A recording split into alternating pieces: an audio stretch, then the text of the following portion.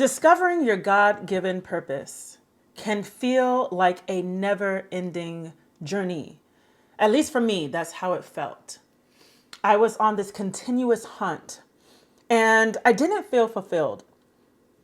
I remember working a 9-to-5 job in a cubicle and I knew I did not belong there. I remember telling myself, this is not for me. I cannot imagine living my life like this forever. And although it provided me with income, it wasn't my purpose. And I knew that there was something bigger than this and beyond these four walls that I was meant to do. So we become obsessed with the meaning of our names. We become obsessed with horoscopes. We become obsessed with personality quizzes, right? Career.com quizzes, where we're trying to find our purpose. And we're searching quite often in the wrong places. We even find ourselves Googling and trying to research what career will provide us the most income. Oh, I can make this much money if I work here. I can make at least 6 figures if I take this position. That's not what your purpose is. It's not attached to a price tag, a specific salary. In fact, your gifts will make room for you. And quite often, without realizing it, once you discover your purpose, it is far more powerful than even a career choice, even a job, even 6 figures, because it actually leaves you fulfilled, something that money can never buy. So sadly, we lose our identity because we are searching for who we are and our purpose in a world that continuously reminds us of who we are not, rather than who we are. So no wonder we're lost. No wonder we're confused. No wonder we're trying to figure this thing out. And we're left feeling depleted every single day. Simply because we have defined success based on the world's definition of success. What did God say was success for you? Success looks different for all of us because our purpose is also different. So have you found yourself taking all these online quizzes, trying to figure out where you belong, where you fit in, and even asking family, friends, people that you think should really know you, hey, what do you think will be the best job for me? What do you think is the most suitable career or position for me? Then you're going to find yourself even more lost than you was from the starting point. Because you yourself show up in different ways for different people. So you're going to get different answers. Somebody might say you should be a teacher. Someone might say you should be a lawyer. Your parents might even be confused. So the desire to discover your purpose is great. But if you really dig deep and look at the path that you took throughout your entire life, the clues are already there. Even the moments when you went off track were meant to lead you back to this very moment. Even this moment we're in right now, you watching my video. This is part of your story. So I want you to get selfish just for a little moment. And I want you to make this an intimate conversation between just you and God. You don't have to enter the chat room. You don't have to invite people into the chat room. Make this an intimate moment so you can have a moment to speak to the very one who assigned you your purpose. As always, I want you to pause for a quick second. Grab yourself a pen, grab yourself a paper, use your tablet, or maybe use the notepad in your phone. That's what I do. And I want you to do some writing because I'm going to ask a few questions because we are going to unlock what has been already in you. You just didn't realize it. Class is now in session. Number 1, I want you to write down what energizes you. What is something that you can do even if you only got 2 hours of rest? What is something that wakes you up at 3 o'clock in the morning and gets you going where you just can't shake it? You're like, I have to do this. What is something that continues to replay in your mind over and over and over again? Maybe it's a problem that you have the solution to. And when you do this thing, you walk away feeling fulfilled, like your cup is filled, like your fire is burning.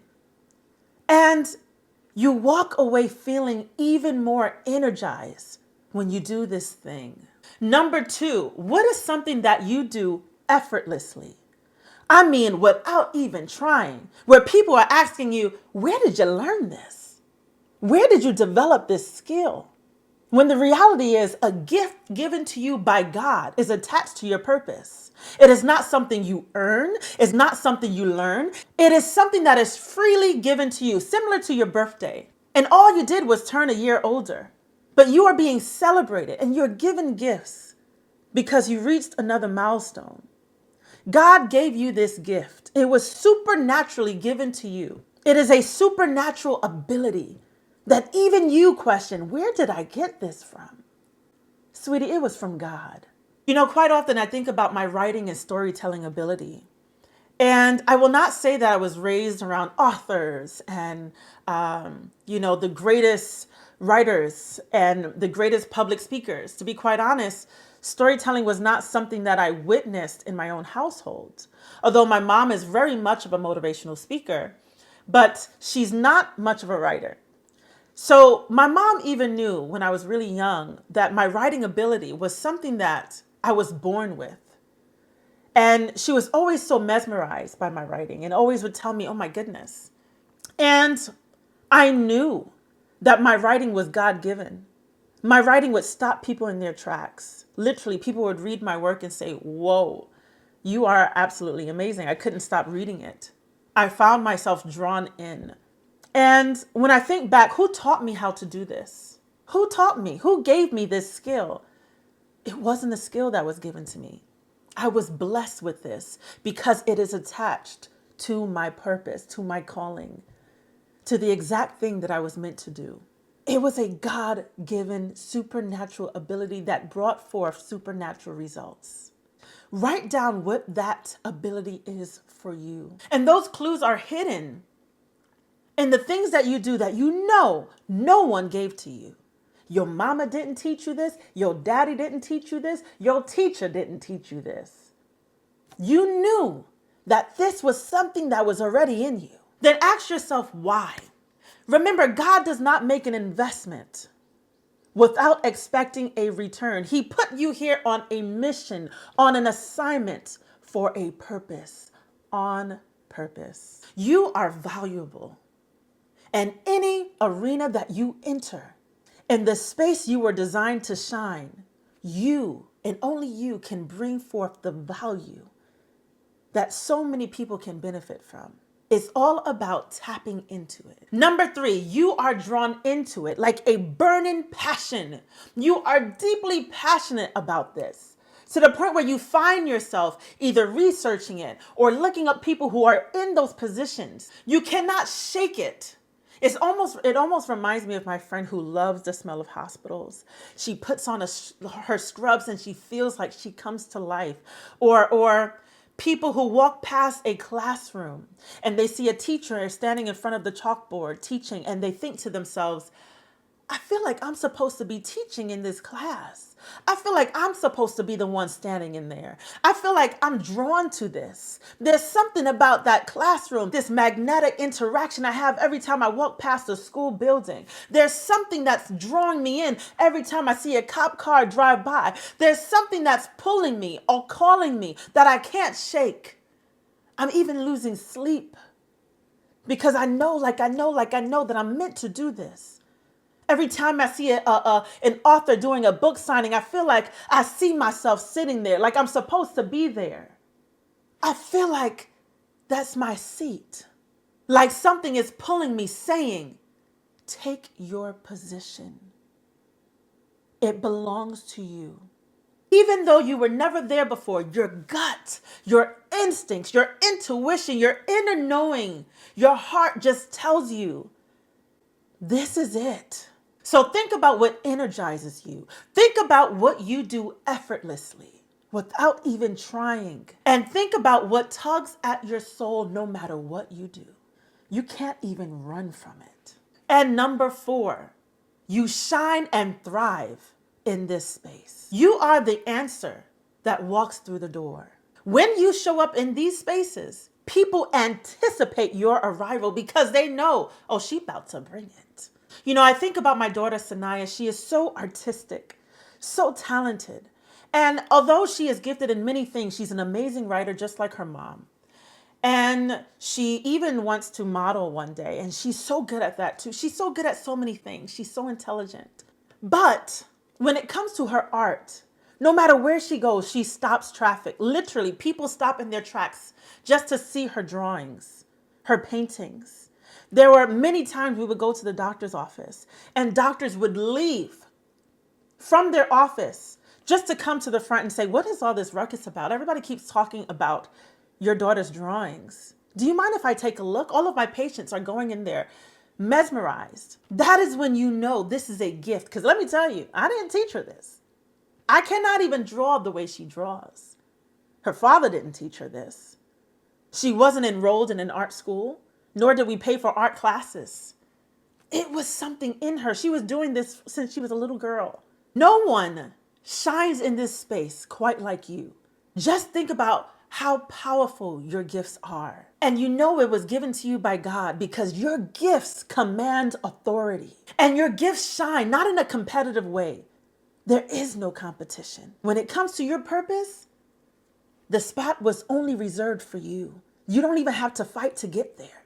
It's already yours. God placed his calling over your life, and there's nothing you can do about it other than to thank him. Thank you, Father, for choosing me, for using me, for considering me, for blessing me with a gift such as this that will make room for me. But not only make room for me, but to bless others and be a blessing to me in return. Now, here's a coaching exercise that I did with many of my clients. And this is something that was so helpful to even myself. I want you to write down 3 people that you absolutely admire. 3 people.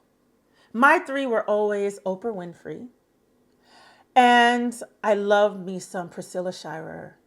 And I love me some Iyanla Vanzant. Oh my gosh, love her. Now, after you write your 3, I want you next to each name, I want you, whether you can put it under it or next to it, it doesn't matter. I want you to write 3 things that you admire about each person. So 3 things that you admire about the first person that you wrote down, 3 things you admire about the second, and so forth. And, you know, I think even with myself, with Opray Winfrey, I think about how much I admired her ambition, her ability to bounce back, her resiliency, despite everything she's gone through. Wow, she broke barriers. I think about Priscilla and her ability to teach the Bible in ways that no one else can. Her faith, her walk with Christ. And I think about Iyanla and her life coaching skills and her ability to bring the best out of people, to bring a space for healing. And as you write and think about the things that the people you admire carry, I want you to realize this as you read it. Those things that you recognize in them are the very things that you carry. The only reason you notice those things is because it was within you. They were a mirrored reflection of you, and that's why you saw it. You saw yourself through them. What is in you? There's a reason why you are the way you are. You speak the way you speak. You walk the way you walk. You are designed for a purpose, and the clues are written all over you.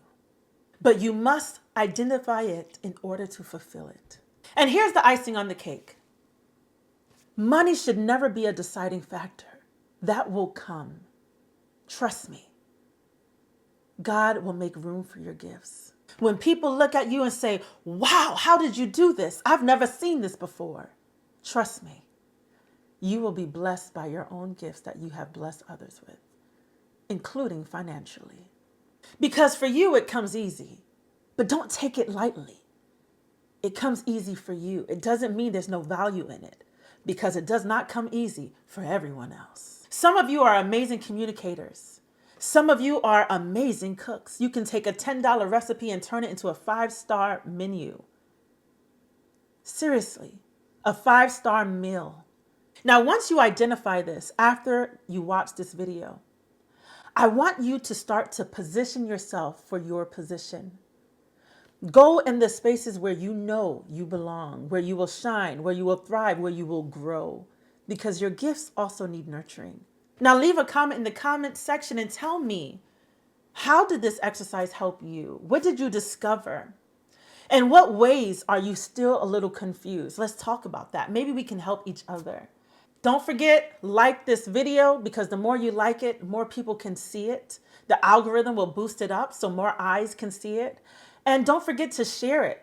Bless someone with this message that you believe will benefit from it. And don't forget to subscribe, people. Don't forget to subscribe so we can stay connected. Stay tuned and God bless.